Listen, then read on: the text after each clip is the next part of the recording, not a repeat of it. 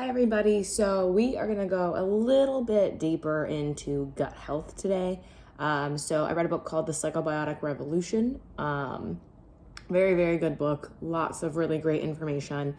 So I'm going to kind of just go over what is your gut like, what is living in there, and kind of how it affects mood, how it can affect disease, how it can really affect a lot of things. So the community of microbes living in your gut, your microbiota, is not just made of bacteria like a lot of people think it is. Your microbiota is also home to ancient life forms related to the colorful creatures that tint hot springs called archaea. It includes fermentation, so like yeasts. It also has protozoans. It also has viruses.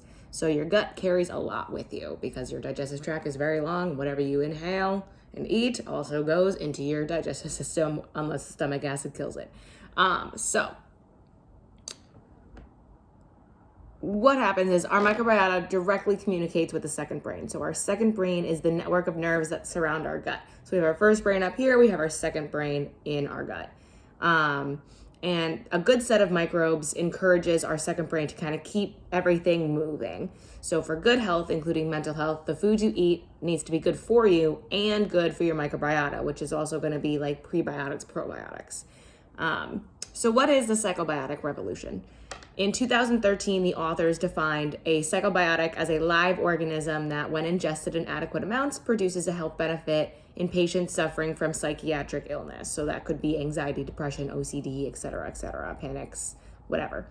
As a class of probiotic, these bacteria are capable of producing and delivering neuroactive substances such as gamma-aminobutyric acid and serotonin, which act on the brain-gut axis. So again, these are connected. So brain, second brain, there is a connection there. Your microbiota can make you feel better if you feed it what it wants, and it can make you feel miserable if you don't. Sometimes when you feel like crap and you don't know why, maybe something with your gut. One way is through cravings. You may feel that you have a personal thing for like chocolate cake or candy or like salty chips. Might not actually be up to you. It may be up to what's in your stomach and the microbiota that are living there. Maybe like sugar, salt. And then that sends it to your brain, and then your brain's like, sugar, salt. So we may not actually be in charge of our cravings at all. It's gonna potentially even belong more to, again, that second brain in your gut than the one in your head, but it's still gonna send signals to each other. And your microbiota, again, it can affect your mood as well. For example, we're gonna take a look at food poisoning. So your microbiota recognizes a pathogenic intruder and starts to attack it, which is what your immune system does. So it tries starving and poisoning them, and again, it alerts your immune system. So now, kicked into high gear, your second brain prepares to purge your system. So that's throwing up, the pooping your brains out, all that fun stuff that comes with food poisoning. It's purging your system. Your mood at that point is going to be acute anxiety. So now imagine that happening day after day. That is what happens with chronic inflammation, caused either by stress, caused by a breach in our microbiotic defenses, and anxiety and depression can become a constant companion with that. Your microbiota is renewed about every hour or so, so there's like a really big, huge turnover, and you may be able to kind of divert some things with some easy tricks, and we'll go over more of those later. But the gut-brain connection is a two-way street. So despair, anxiety, and depression can lead to negative changes in your microbiota as well. So this can cause this, but this can also cause this, and it's called a dysbiosis.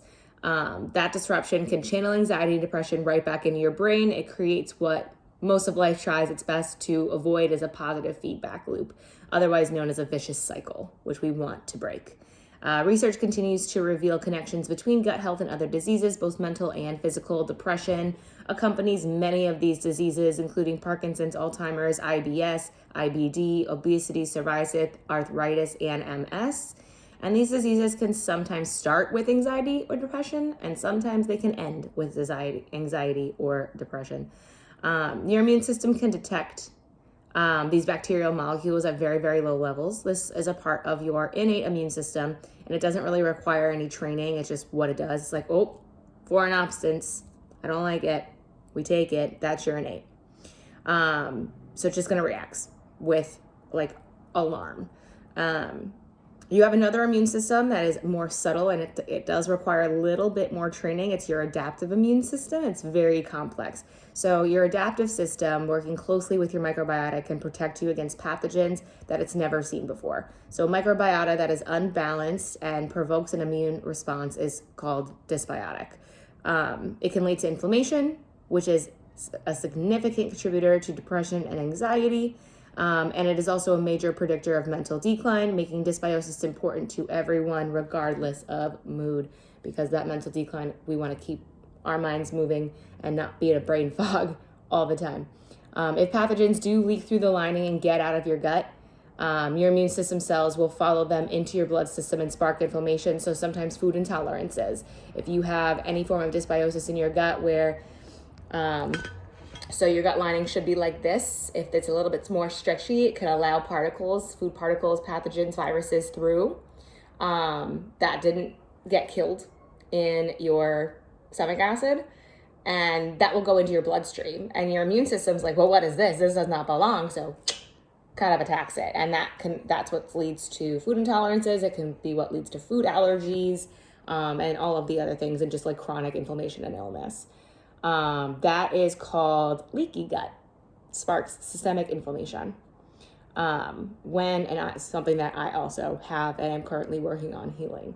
When your gut is out of whack, your body may get signals like we explained in food poisoning. Example is called sickness behavior, where you're just like, I want to sleep, I want to lie in bed, I don't want to do anything. And it has a lot in common with depression. Sickness behavior and depression are literally almost the exact same thing, where you're like, I want to talk to no one, you don't really want to eat, you don't really want to drink. Again, you just want to lay in bed and do nothing and sleep. It's your body's way of shutting down that very high cortisol level, stress level response to that inflammation. Your body has to shut down to heal. So that's kind of what it's doing. And that is it on the first little chunk of the psychobiotic revolution.